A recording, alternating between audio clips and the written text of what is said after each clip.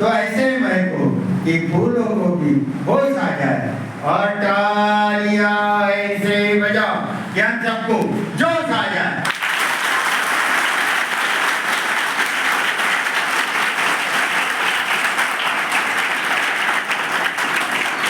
आई साहेबांसाठी टाळ्या नाही वाजवणार का?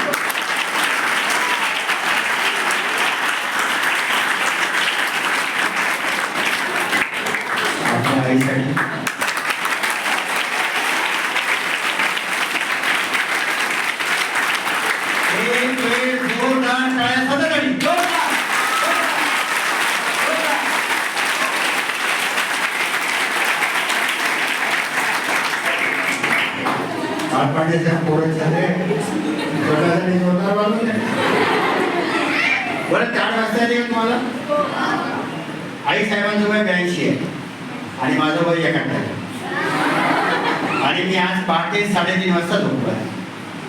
3:30 वाजता. काल आमचे एक मित्र रवींद्र जाधव जे जिल्हाधिकारी होते अमरावतीला, ते वाटलं मी जळगावला गेलो. 1 वाजता निघालो, 4 वाजता जळगावला पोहोचलो. तिथे अंत्यसंस्कार अटेंड केले. 9 वाजता निघालो आणि जवळपास 3 वाजेपर्यंत मी अमरावतीला आलो. मी वाटेत कुठेही जेवण नाही केलं, माझ्या ड्रायव्हरला जेवण केलं, मी जेवण केलं. आणि आता बघा असं माझ्या डोळ्यात झोप दिसते का? बरोबर आहे ना? मला सांगा, तुम्हाला सांगा, जेवण केल्यामुळे ताकद येते का रे? समजा आता 6 वाजता कुस्ती आहे, सरस्वती विद्यालयाचा मुलगा विरुद्ध गोल्डन टीचा मुलगा. आता त्या मुलाला तुम्ही मस्त जीव घाला, पुरणपोळ्या भजे वडे, आणि 6 वाजता त्याला त्या कुस्तीच्या मैदानात उतरवा. तिकडचा गोल्डन टीचा मुलगा येईल, आपला मुलगा जेवण करून भजे वडे खाऊन येईल. मला सांगा, कुस्ती झाली तर आपला मुलगा जिंकेल की हारेल? जेवणामध्ये ताकद आहे का? जेवण योग्य वेळी जेवण केलं तर आता मी तुम्हाला आयुष्यभराचं जेवण देणार आहे. मी कोणत्याही मुलाला ताबडतोब 25,000ची नोकरी देऊ शकतो, तो अंगठाबाददार असला तरी. आणि जो मुलगा परदेशात जायला तयार आहे त्याला 1 लाखाची नोकरी आणि मोठ्या कंपनीमध्ये. आता आईसाठी झालं, बरोबर सांगा, महाराष्ट्रातली सगळ्यात मोठी पोस्ट कोणती आहे? आहे. बरं, राजकारणामध्ये कोण उपमुख्यमंत्री मोठा असतो की मुख्यमंत्री? मुख्यमंत्र्याच्या वर कोण असते? नाही. महाराष्ट्रात कोण असते? राज्यपाल. कोण असते? कोण असते? आणि ताई, तुम्ही नाव ऐकले असेल, दादासाहेब गवईते राज्यपाल होते. केरळ, बिहार आणि त्रिपुरा 3 राज्याचे राज्यपाल होते. आई साहेब त्यांच्या धर्मपत्नी आहेत. जोरदार टाळ्या.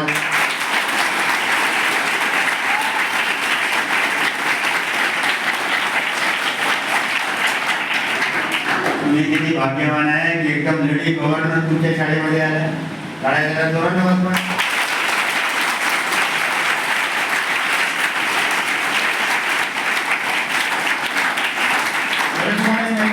अमरावती नागपूर आहे, मग त्याच्यापेक्षा मोठं नागपूर आहे, त्याच्यापेक्षा मुंबईला आहे, आणि सगळ्यात मोठं कुठं आहे?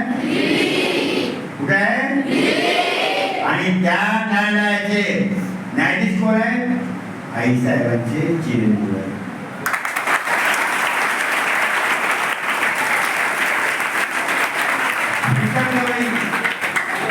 आणि ताई साहेब सांगतील की भूषण गवई तुमच्यासारख्या पॉश शाळेमध्ये नाही शिकले.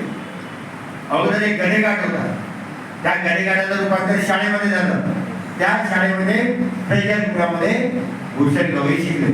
आणि आज सर्वोच्च न्यायालयाचे न्यायाधीश, म्हणजे सर्वोच्च न्यायालयाला काय अधिकार असते? पंतप्रधानांना देखील शिक्षा करू शकतात, मंत्र्यांना देखील शिक्षा करू शकतात. मला सांगा बरं, एवढ्या मोठ्या काही आपल्याकडे आल्या, मग टाळ्या जरा जोरदार वाजायला पाहिजे.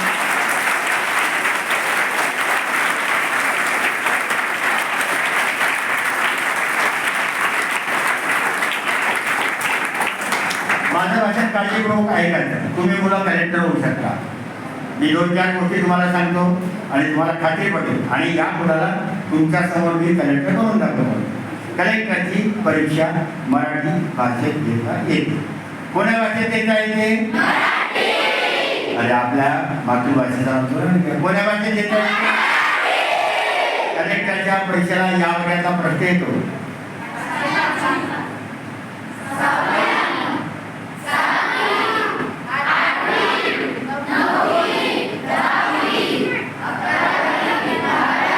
बारावी नंतरचा कोणताही प्रश्न कलेक्टरच्या पहिल्या परीक्षेला येत नाही.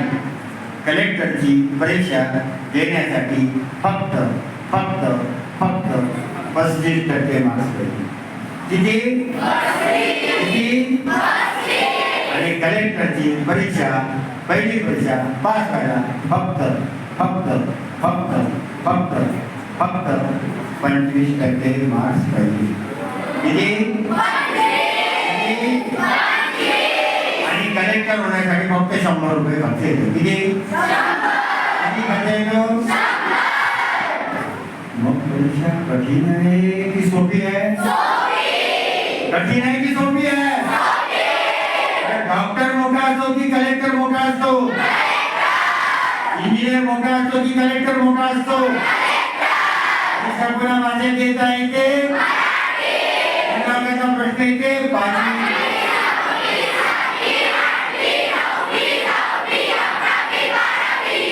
परीक्षेला बसायला किती टक्के मार्क पाहिजे? पास व्हायला? मग मला सांगा, माझं भाषण झाल्यानंतर तुम्ही इंजिनियर होणार, डॉक्टर होणार की कलेक्टर होणार? काय होणार?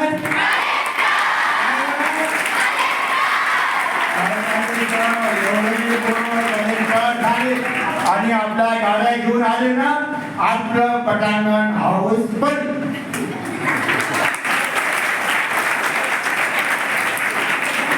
बरं, कलेक्टर कसं व्हायचं सांगू का तुम्हाला? अरे जाऊन आता शाळा सुटायची वेळ झालेली आहे. तुम्हाला घरी जायचं आहे, तुम्हाला भुका लागल्या असतील, अर्धा घंटा म्हणून चालेल.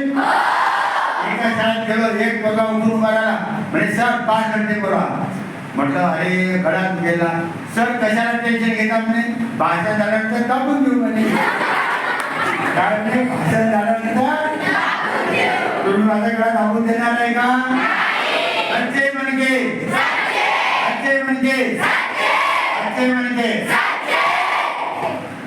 कलेक्टर होण्यासाठी 2च गोष्टी करतात. जो मुलगा वर्तमानपत्र वाचेल तो पहिल्या चान्समध्ये कलेक्टर होणार. जो मुलगा वर्तमानपत्र वाचेल आणि रोजचे 30 प्रश्न सोडवेल तो मुलगा पहिल्या चान्समध्ये. आणि तुम्हाला पाहायचं असेल तर आपले यशोदानगर पॉज वस्ती आहे का? मांजराव प्लॉट, बच्छराज प्लॉट, रुक्मिणी नगर इतकी पॉज वस्ती आहे का? तिथला एक मुलगा कलेक्टर झालेला आहे. काय झालेला आहे? भाड्याच्या घरात राहतो शांतीनगरमध्ये. किंवा कोणी शांतीनगरमध्ये असेल तर शांतीनगरमध्ये भाड्याच्या खोलीत राहतो. त्याला 2 ड्रेस आहेत फक्त. त्याच्यामध्ये सांगितलं कलेक्टर होईपर्यंत 2 ड्रेस, 3रा ड्रेस त्याच्या अंगावर नाही. मुलगा काय झालेला आहे?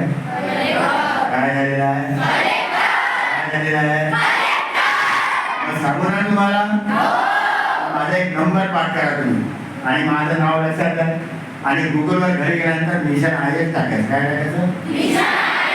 मिशन IAS अमरावती टाकायचं. माझे खूप सारे व्हिडिओ, माझा पत्ता, फोन नंबर, गुगल मॅप सगळं तुम्हाला त्यावर पाहायला मिळेल. माझा नंबर पाठ करा 989096 70003. लक्षात राहील? 989096 70003. मला सांगा, तुमच्या आईला स्वयंपाक करता येतो का रे? नक्की. अच्छा, तुमच्या आईनं पहिल्या 2ऱ्या वर्गात असताना पहिली पोळी लाटली असेल. मस्त गोड आणि विचाराय ना. आता तुमच्या आई पोळ्या लाटताना टीव्ही पाहते, मैत्रीची गप्पा करते. मोबाईल आला तर आपण कानाला मोबाईल, आई मावशीचा फोन आहे.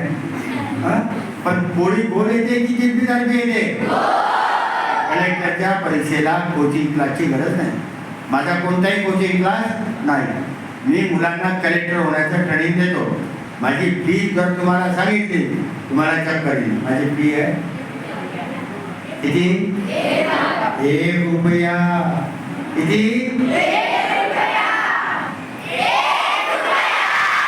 1 रुपयामध्ये चांगले चॉकलेट भेटते का?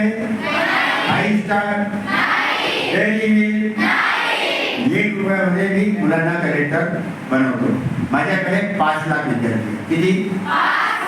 आणि 23 राज्यात आहे. कुठं? अगदी म्हणजे जम्मू काश्मीर पासून केरळपर्यंत. आणि माझ्याबरोबर जास्त कलेक्टर नाही आहे, फक्त 350 कलेक्टर आहे. कोण आहे?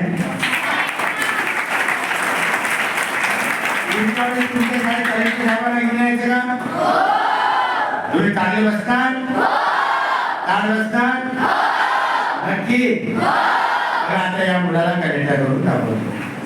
बरं मला सांगा, तुम्हाला 30चा गुणाकार येते का? 30 गुणिले 10.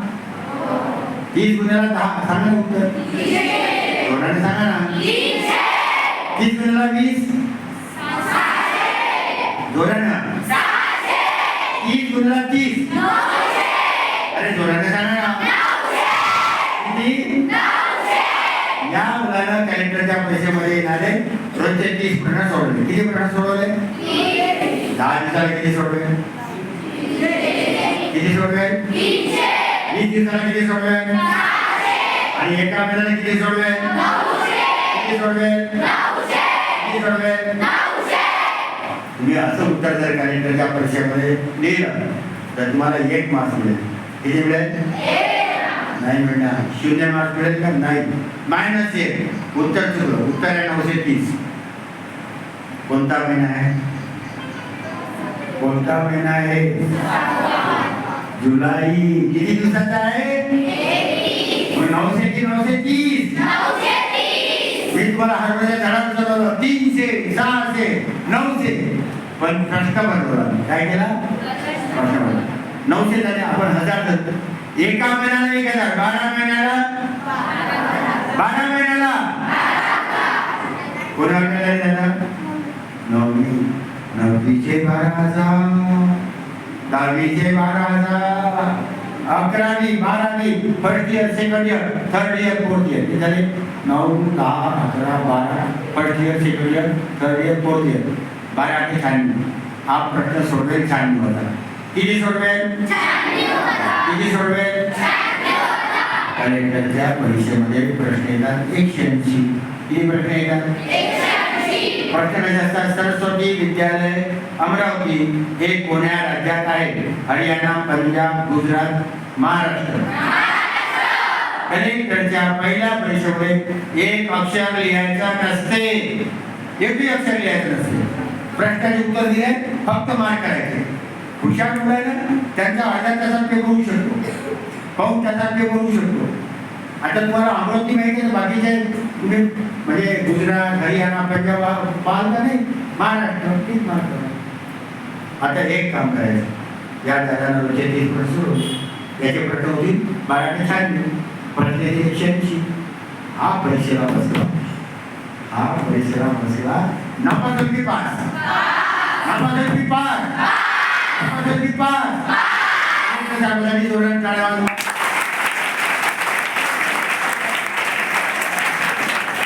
आता कलेक्टर साहेबांना एक मोठा प्रश्न विचारतो. प्रश्न कसा आहे? कठीण. कसा आहे? कठीण. कसा आहे? कठीण. याला उत्तर येणार नाही. आपल्या शाळेत बोल बरं. बघ रे दादा, प्रश्न कठीण आहे. तुझं नाव काय? मी काय केलं, याला खाऊन सोडलं. प्रश्न कठीण आहे, तुला उत्तर येणार नाही. त्यांना विचारलं तुझं नाव काय? तर तन्मय. पण मुलगा चांगला आहे. Team for talent. Team for पहिल्या लाईनमध्ये बसला. पहिल्या लाईनमध्ये बसलेले फायदे असतात ना, फोटो छान निघतात, व्हिडिओ रेकॉर्डिंग छान होतात. एक दादा व्हिडिओ रेकॉर्डिंग करून आले. पहिल्या लाईनवाल्यांचे निघतात, शेवटच्या वाल्यांचे इथेच निघतात. दुसरी गोष्ट समजा खाऊ आला, पहिल्या लाईनवाला भेटते, शेवटी टाकला. पण काळ पाटील सर तसं करणार नाही. त्याचे दुसरा समजा बापूट झाला, पहिल्या लाईनमध्ये मस्त पडतात, शेवटचे पुढे सापडतात, बरोबर आहे? म्हणून पहिल्या लाईनमध्ये बसायचं. रोज किती प्रश्न सुरू व्हायचे? आता याला विचारलं मी तुझे नाव काय आहे, त्याने उत्तर दिलं तन्मय. आता यानं मला हा प्रश्न विचारला, आजोबा तुमचं नाव काय?